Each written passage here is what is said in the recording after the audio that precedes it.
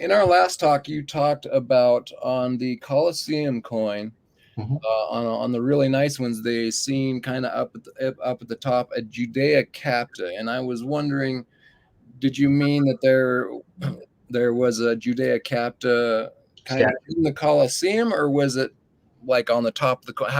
What exactly did you mean by? So in the in each one of the squares at the top of the inside the Colosseum, there was actually a Roman marble statue within the Colosseum. Yeah, Okay. in the windows, kind of in the pediments. Cool. And so in the top center pediment, there was a statue of a Judea Capta, which if you put it dead center, you know, at the top, it's like saying like, hey, this is our triumph over the Jews. Look what we created.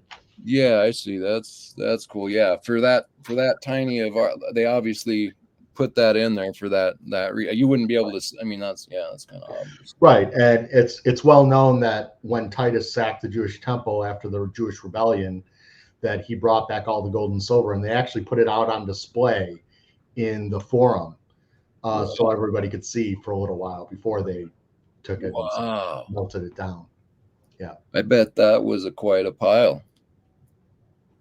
That would have been years and years. Was it probably just left in, like, when people, maybe you don't know this, I would have no idea, but I wonder if that was, you know, the continual putting of the treasure into the temple. It just always stayed. Did they ever take that out and use it for things, or was that just? It probably did, but basically, every Jewish male had to give a half a shekel every year.